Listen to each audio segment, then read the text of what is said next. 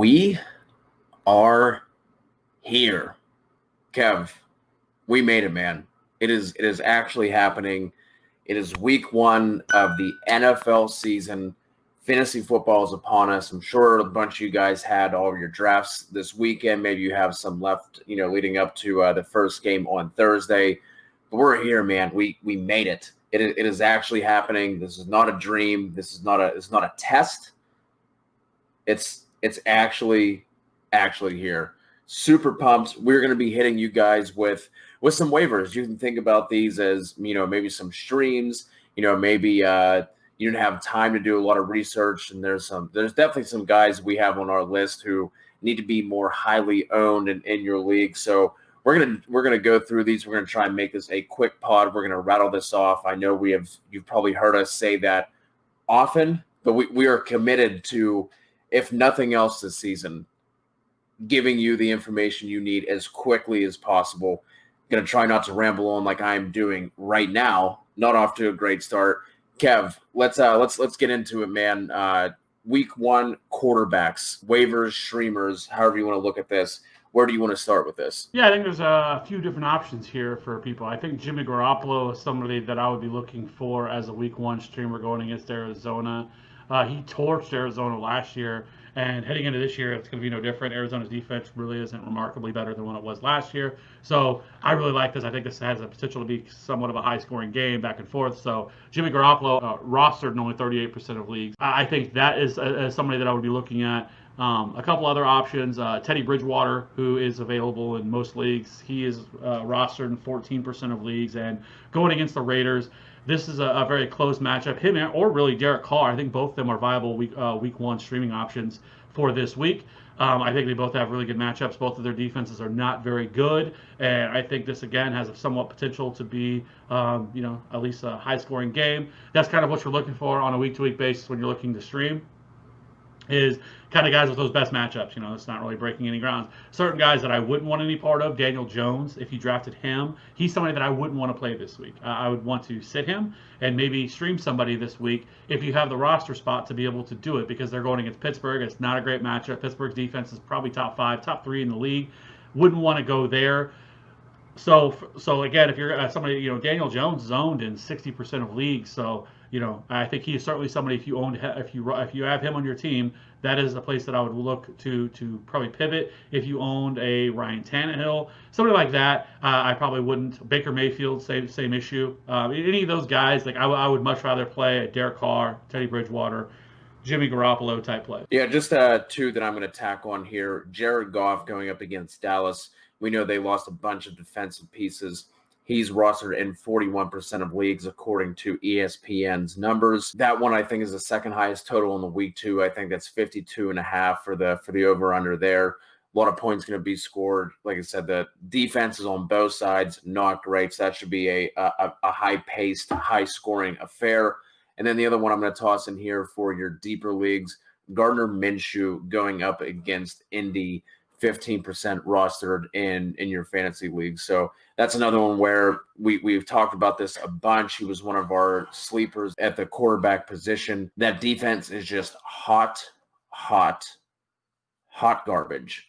Going to be playing from behind often. Obviously a stud with DJ Chark, Laviska Shenault pushing for starting slot snaps. So that is another direction I would go, and I completely agree with the Daniel Jones sitting him this week. Let's go ahead and move on to a running back. Running back, there's a bunch I'm just going to kind of rattle off here, and then Kev, you can jump in and talk about any of these guys that you see fit. Our line of delineation here is we're looking for guys who are rostered in less than 60% of leagues. So we're going to try and, guys that not everybody plays in 12-team leagues. So whenever we rattle off some of these names, oh, he's not in my league. He's not. What do you guys? Simmer down. We'll get a little deeper for you. But there are a lot of these guys who are available in a bunch of leagues. Darrell Henderson, 54%. Alexander Madison, Chase Edmonds, Tony Pollard, Duke Johnson, Boston Scott, Nyheim Hines, Chase Edmonds, Benny Snell, Bryce Love, maybe, possibly, Joshua Kelly, Darrell Williams, Devine Ezigbo, James Robinson, that entire Jacksonville backfield. Something we should have mentioned at the top, Reichwell Armstead is going to be out for, quote, a while, according to head coach Doug Marrone. So doesn't seem like he's going to be in their plans anytime soon. So if you're in some of these deeper leagues, whether it's a 14, 16-team league or you just have deeper starting requirements, or maybe your commissioner was forward-thinking and put in a bunch of extra bench spots because of the unknown with the whole COVID situation. So Devine Ezigbo, 12%, and then James Robinson is only 2% on ESPN leagues. Kev, of those running backs, who jumps out to you? Well, obviously, Tony Pollard, Alexander Madison, Chase Edmonds. Like those guys, if they're somehow available in your league, add them. Yes. Add them now. Okay? Because those guys should not be available. Like I was surprised. I figured those guys would be more like 70, 80% owned. So regardless, I know for most people they're not going to be available. For most people, they were drafted in the 10th, 11th, 12th round. But apparently there are leagues that he is available. Those guys are available. I think you look at leagues that are like 10-team leagues, 8-team leagues, like those do exist.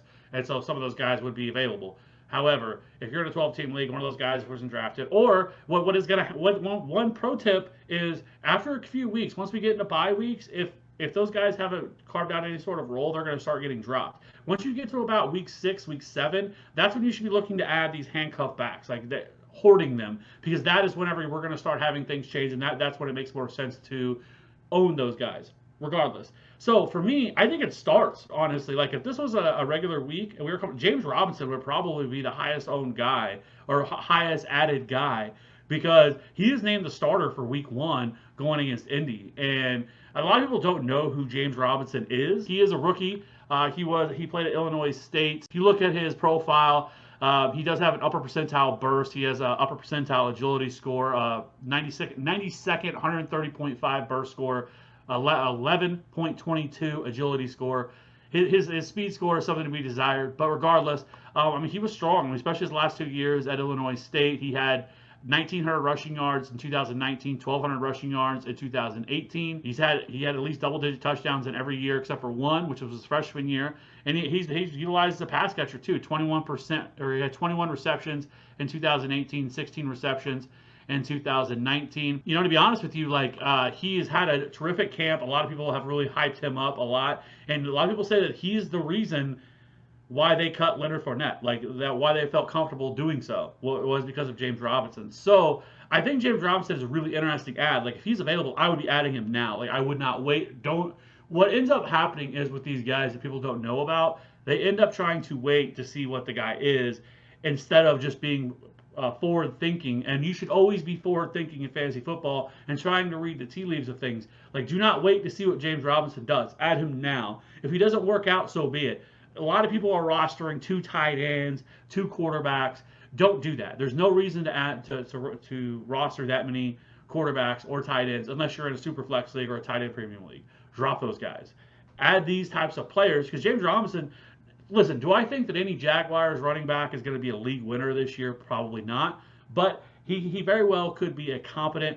Like look at Philip Lindsay a couple of years ago. Like that Broncos offense a couple of years ago, whenever he broke out, like wasn't great, right? But Philip Lindsay had a strong year that year. Like, he very well could be this year's Philip Lindsay that gets added before the season starts and ends up kind of breaking out a little bit. So they have nobody else there. It's Devine Ezigbo. We knew that Reichwell Armstead, but Reichwell Armstead now is behind the 8 ball with this COVID thing. So I like James Robinson. I think that he might be the guy that I would want to add the most. So if you have some fab budget, I would look to allocate some to add him. Another one for me, I think Darrell Williams should definitely be owned in more leagues that he's in. I think that he's going to have at least somewhat of a role in this offense. I think 8 to 10 touches per game. And in this Kansas City offense, that is good enough to give you some flex appeal weeks, right? And he is somebody that they trusted even going back to the playoffs a couple of years ago, 2018, that he was getting touches in the playoffs. Like they like Darrell Williams. That's why they cut DeAndre Washington. He is now the de facto number 2. And if anything happens to Clyde Edwards-Helaire, Darrell Williams is an instant lottery ticket. So he's somebody that I think that should be owned in more leagues. And then Joshua Kelly, I know a couple weeks ago we talked about this, and we talked about Justin Jackson. Justin Jackson is now hurt again, and Joshua Kelly has continued to get praise and he has got an opportunity with the ones. And I honestly think that this is going to be a split backfield. I think that he's going to I think he's going to see somewhere to 40-50% of the touches in this backfield. I think that people should expect that. I think a lot of people are expecting for Austin Eckler to take 60 to 70% of the touches. I don't think that's how this is going to work. I think it's going to be very similar to what they did with Melvin Gordon. And so with that, like Joshua Kelly, 10% is ridiculous. Like he should be owned in well more fantasy leagues than that. So again, if you're looking for a running back, and this is what I would be looking for. So Joshua Kelly, Darrell Williams, and James Robinson are my guys that I would love to add. Some other guys in a PPR format, Naheem Hines, I definitely think he should be rostered in more leagues. We know that Phillip Rivers loves to target his running backs out of the backfield. He's done it the last 3 years, the highest clip in the league. So Naheem Hines, I think, is going to have a much bigger role than people are expecting. I think he's going to be the pass catching back here for this team. And again, a guy that could get 4 to 6 targets per week, and in a PPR formats, I think that carries some weight. Benny Snell, he's a guy that I think that he needs something to happen to James Conner for him to become relevant. But it sounds like they really like Benny Snell. If something were to happen to James Conner, which wouldn't be out of the range of possibility because James Conner seems to get hurt every single year, then Benny Snell would be sort of that just stat. Yep, absolutely. I agree on all that. I think you hit on a lot of those names pretty well. So we're just going to move right on to wide receiver. We got to kick it off here. Jalen Reagor, 36% rostered. Come on. What are you guys doing? We know that you've been listening to the Fantasy Authority, and we know if you've been listening, you already have him rostered. But if for some reason you don't, you go and do that right now. Press pause, put in your waiver claim, go get him. After that, Anthony Miller, 35% rostered, Paris Campbell, 30%, Alan Lazard at 25%. And if you're looking for some deeper ads, James Washington, I think, at least for the week 1 matchup against the Giants, it kind of seems like James Washington is bringing an element to the offense that none of the other receivers have in terms of his deep ball ability. So that is something that, add him for week 1, kind of see what happens, and then you can, possibly dump him after that, because I'm not entirely sure how these snap percentages are going to play out for this Steelers wide receiver group. Laviska Shenault, touched on him when I was talking about Gardner Minshew. He's 6% rostered, pushing for those starting slot snaps. And again, they're going to be playing from behind a bunch. There's going to be a lot of volume to go around. And after DJ Chark, it's wide open for the Jags. Someone interesting, too, in your deeper leagues, Kenny Stills, only 2% rostered. It is reported, I think, yesterday or today, that Brandon Cooks has been battling a quad injury, and that's why his reps have been limited throughout camp.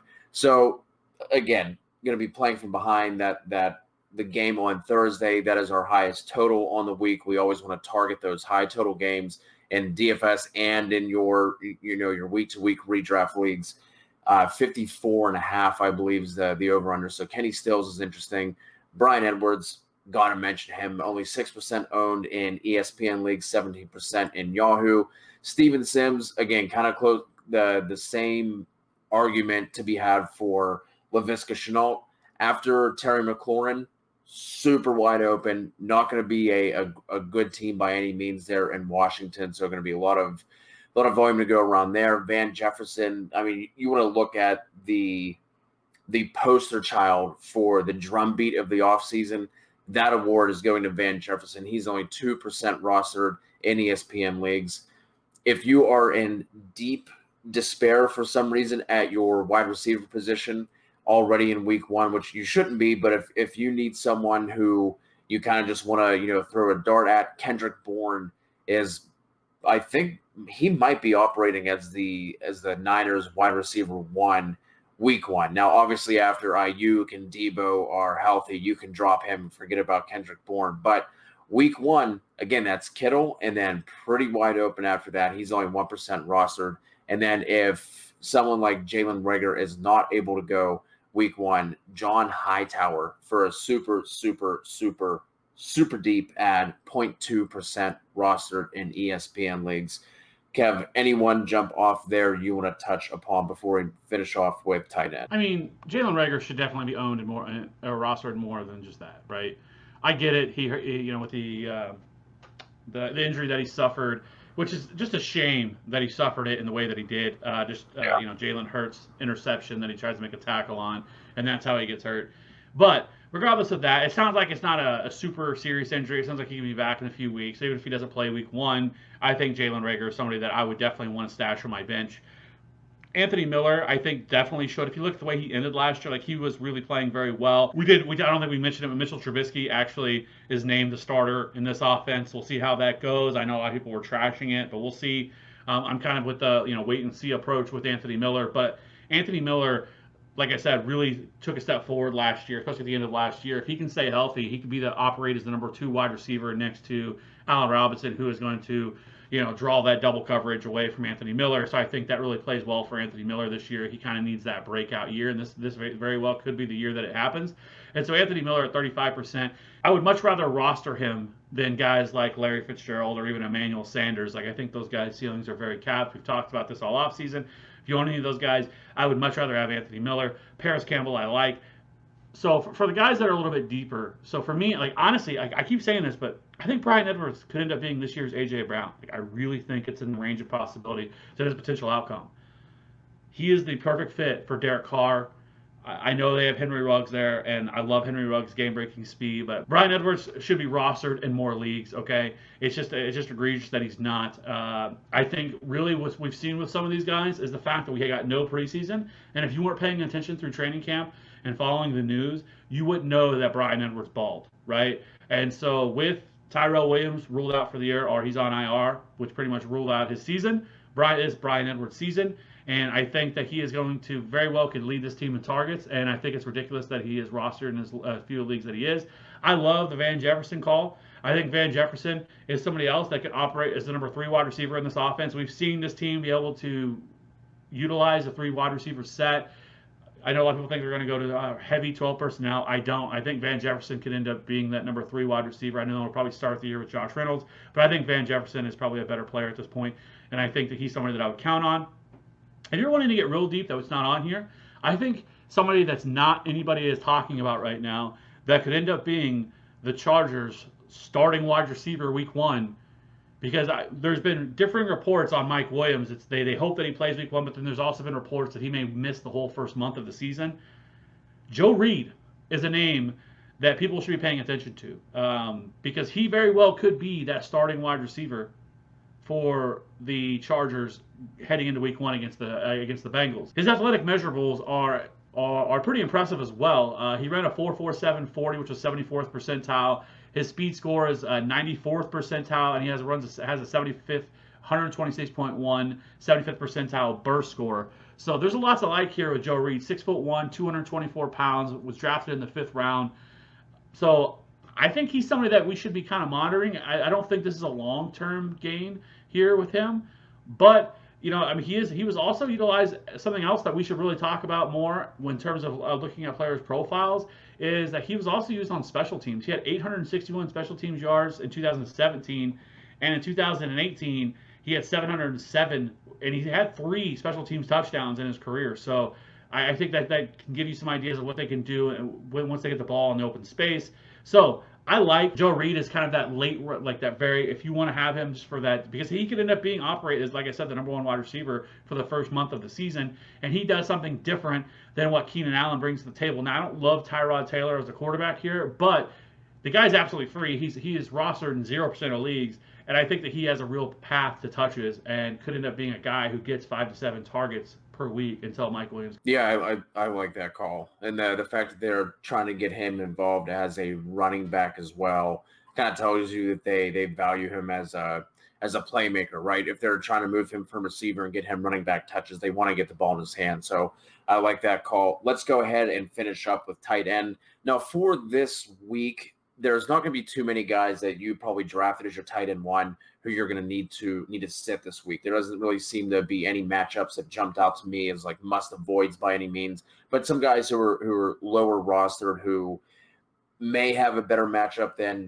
maybe if you took Gesicki or Austin Hooper as your tight end 1. Some of these guys may offer more week 1 upside. Chris Herndon, got to mention him right off the top. 41% roster going up against Buffalo. Again, same thing like I've been mentioning already, chase volume, and there is going to be a lot of volume for Herndon, especially going up against Buffalo. Going to be playing from behind. It is Crowder, maybe a little mixing of Lev Bell for some targets, and then it's going to be Herndon. So I like him. I like him this week as a streamer going up against Buffalo. Eric Ebron, we already mentioned this matchup for the Steelers going up against the Giants. That defense is putrid. Jonnu Smith, your guy, 23% rostered. I think he has a nice matchup against Denver. Blake Jarwin, 21% rostered. And then if you are in maybe a 2 tight end league or something like that, and you wanna take a little bit of a dart throw, OJ Howard, how the mighty have fallen. He's only rostered in just over 5% of ESPN leagues. I think the 2 tight end sets might give that Saints defense a little bit of fits.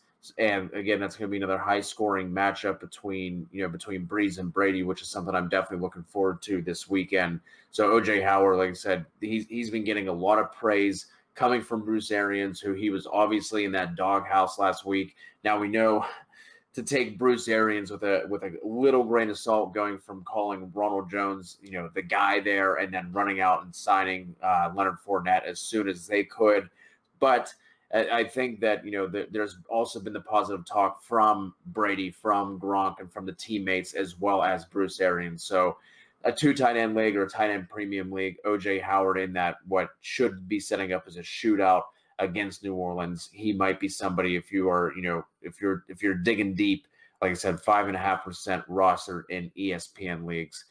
Kev, obviously your guy Jonnu's on this list at 23% rostered. Any of these guys you want to touch on, or anybody else you want to bring to the waiver table here? Very quickly, I think definitely Jonnu. I think Jonnu could explode after week 1. I love Jonnu. I think he's a top 5 option this year. I think he has the potential to be a top 5 tight end this year. I think that's in his range of outcomes. Explosive tight end. So he's somebody that I absolutely love. I think there's some other guys that I at least would have on my radar as to watch and to see kind of what happens. Robert Tonyan in Green Bay sounds like he may actually be the guy to own there, and we know that there's just not a lot of targets in Green Bay. Robert Tonyan actually, the narrative that he worked out with George Kittle over the offseason, so there's that he got to work with the beast that is George Kittle.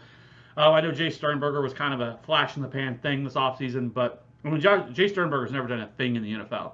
And not that Robert Tonyan has just exploded, but I think last year he had like 10 receptions, 165 yards, and a touchdown. He also had that, I think it was like a 50-yard reception against Seattle or something like that. So the dude's a little bit more explosive. I liked Robert Tonyan, somebody that, again, that I would just kind of keep an eye on. I know there's a narrative that Aaron Rodgers hates tight ends. I think that is somewhat ridiculous and overplayed a little bit. But yeah, somebody I would monitor. And then Dan Arnold certainly is somebody that I would kind of keep an eye on. I've kind of talked about Dan Arnold. I know there's other people that don't understand the hype, but again, he's absolutely free. Let's just see what he does. I think that he's definitely going to be the receiving tight end in this offense. He's likely the third, or not third. He's probably the 4th, 5th target. But I think inside the red zone, he's somebody that could see more targets uptick because he is that big body tight end, and he has really proven inside the goal line and throughout his short career that he can be useful there. And he's very athletic tight end. So Dan Arnold, Robert Tonyan, I think guys like that are guys that I would be monitoring. Irv Smith is another one that I would probably keep an eye on, because I think Irv Smith could actually explode. I think he could end up being the Vikings tight end by the end of the year. Certainly much more athletic than what Kyle Rudolph is, and could end up being probably the long-term answer there for them. And then right now, honestly, Philly, if Dallas Goedert is available in any league, I didn't look to see what his ownership percentage was. But with the Eagles having so many injuries, it sounds like Jalen Reagor may not play week 1. If he doesn't play, Alshon Jeffrey's not playing, right? I think we can see a lot of 12 personnel here. And then the other one, I guess we didn't mention, I should have mentioned under wide receiver, was Greg Ward. If Greg Ward's available, Greg Ward could have a significant role in this offense. He's already been named as among one of the starters and made the roster. And Greg Ward really played pretty well over the last part of the season last year when they really needed him to step up. So he has that rapport, has that chemistry. I should have mentioned him with the wide receivers. I forgot to mention him. But Greg Ward is another name that I would certainly be monitoring, especially early in the season, to kind of get some of that early season production. Yeah, really good call. We definitely should have been mentioned. He was getting that drum beat as well throughout training camp, as kind of the quote was, he is the Zach Ertz of the receiving group, right? And he was the one that Carson Wentz kept going to over and over again. So good call with Ward there. And Dallas Goedert 26% rostered according to ESPN Yeah, League. so So yeah, exactly what I was saying with him. Like if he's available, like he's somebody that I would consider starting week one because of the matchup against Washington, because of the lack of weapons that are there. Deshaun Jackson is in the offense, but I think he could end up being, and we know they run packages for him, especially inside the red zone. So Dallas Goedert is another interesting play, I think, just for the. absolutely. Well, that's going to wrap it up, guys. Appreciate you following along. We are super excited to get this rolling for week one. Now that we have moved on from all the off-season stuff, we have a bunch of content, kind of scheduled as what we're going to be putting out on a weekly basis. We're going to have the waiver show. We're going to have start sit. Kevin, Ryan, and Maddie are going to be doing a bunch of DFS stuff. We even have some dynasty stuff lined up on a week-to-week basis. So we're going to be coming at you guys with all the content you can handle. We're just going to bring it to you. It's going to be on the website, podcast, YouTube, Twitter, Instagram, all that. So do yourself a favor, help us out. Make sure you're subscribed on whatever platform that you are on, whatever social media channels, whatever podcast you're listening to.